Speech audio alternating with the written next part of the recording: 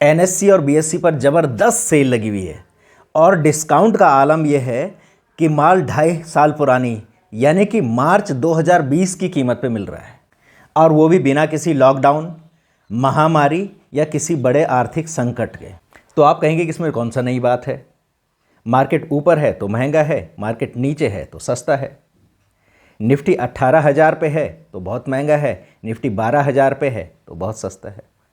तो जी नहीं, ये इतना भी सिंपल नहीं है। दरअसल मार्केट महंगा है या सस्ता है, इसके लिए एक रेशियो या एक इंडिकेटर है जिसको पीई रेशियो कहते हैं, और पी रेशियो से तय होता है कि मार्केट महंगा है, सस्ता है, या कब ख़रीदारी के लायक है, कब निकलने के लायक है। तो ये सब पी रेशियो से हमें पता चलता है। इसको मैं छोटे से एक एग्जांपल से समझाता हूँ। मान लीजिए आप प्याज के कारोबारी हैं और मंडी से प्याज खरीद कर अपने ग्राहकों को बेचते हैं।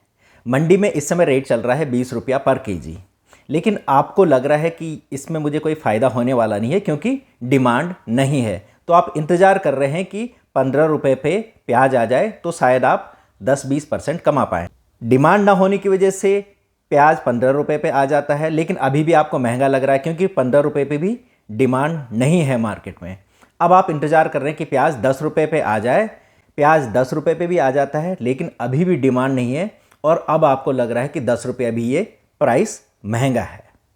तो इस केस में प्याज आपको 20 रुपये पे भी महंगा लग रहा है, 15 रुपये पे भी महंगा लग रहा है, और 12 और 10 रुपये पे भी महंगा लग रहा है। अब एक दूसरा सिनेरियो लेते हैं कि शादी और त्योहारों का सीज़न है, प्याज 40 रुपये पे मंडी पे बिक रहा है, और आपको लग रहा है कि डिमांड है तो मैं 40 का 50 या 60 रुपये में भी बेच सकता हूँ। इस बीच डिमांड और बढ़ जाती है और मंडी में प्याज 40 से बढ़ के 50 रुपये पर केजी हो जाता है। आपको लगता है कि कोई बात नहीं, 50 रुपये हो गया है तो डिमांड भी बढ़ रही है, तो मैं इसमें भी 10-20 रुपये पर केजी कमा सकता हूँ। इस बीच सीज़न पीक पे पहुँच जाता है और मंडी में ही प्याज जो है 60 रुपये केजी हो जाता है। आपको लगता है कोई बात नहीं, 60 रुपये पे भी प्रॉफिट कमाया जा सकता है अच्छा खासा, क्योंकि डिमांड उतनी ज़्यादा बढ़ चुकी है। तो यहाँ पे इस केस में क्या हो रहा है कि आपको 40 रुपये पे भी वो महंगा नहीं लग रहा है, सस्ता लग रहा है। 50 रुपया मंडी में दाम हो गया तब भी आपको सस्ता लग रहा है क्योंकि प्रॉफिटेबिलिटी भी बढ़ रही है।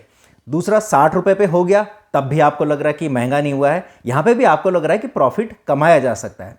तो स्टॉक मार्केट में भी यही होता है, जहाँ पे आपको लगता है कि प्रॉफिटेबिलिटी है वहाँ पे आप पैसा देने को तैयार रहते हैं और वो आपको महंगा नहीं लगता है। लेकिन कई बार ऐसा होता है कि मार्केट तो बहुत नीचे चला जाता है लेकिन प्रॉफिटेबिलिटी है नहीं, जैसे पहले वाले केस में हुआ था कि 10 रुपये पे भी आपको प्रॉफिट नहीं हो रहा था तो आप खरीद नहीं रहे थे। अब मैं कुछ डेटा पॉइंट्स पे यहाँ पे बात कर रहा हूँ, शायद आपको बेहतर समझ में आ सके। 8 फरवरी 2021 को निफ्टी 15,115 पे क्लोज हुआ। उस समय उसका पी रेशियो चल रहा था 42।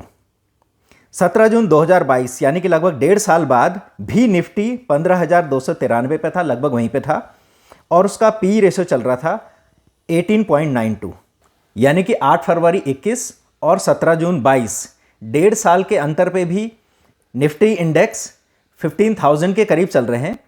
यानी कि 8 फरवरी 2021 को निफ्टी 15,115 पे है और वो बहुत महंगे पी पे बिक रहा है, यानी कि 42 पे। दूसरी तरफ 17 जून 2022 को भी निफ्टी 15,000 के करीब है और यहाँ पे पी बहुत सस्ता है, यानी कि 18.92। लेकिन प्रॉफिटेबिलिटी में 55% का फ़र्क है, यानी कि इस समय आप 55% ज़्यादा पैसा कमा सकते हैं।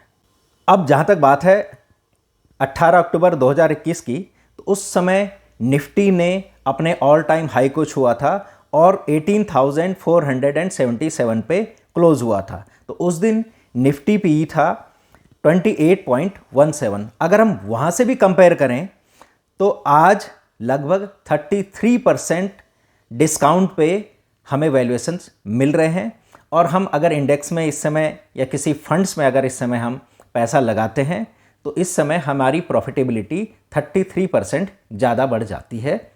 अब जहाँ मैंने बात कही थी सेल की कि पिछले 2.5 साल में सबसे सस्ती कीमत पे आपको मिल रहा है, तो जहाँ 23 मार्च 2020 को जब लॉकडाउन इम्पोज हुआ था तो निफ्टी अपने बॉटम पे आ गया था लगभग 7,500 पे, और उस वक्त उसका पी था 17.15, यानी कि उस समय मार्केट भी डाउन था और पी भी बहुत सस्ता था, यानी कि उस समय पैसा लगाने का मौका अच्छा था। तो अगर बात करें करंट सिनेरियो की, तो जो पिछली क्लोजिंग हुई है 17 जून 2022 को 15,293 पे निफ्टी बंद हुआ है और पी रेशियो इस समय है 18.92, यानी कि लगभग जो है 23 मार्च 2020 के काफ़ी क्लोज ये आ चुका है।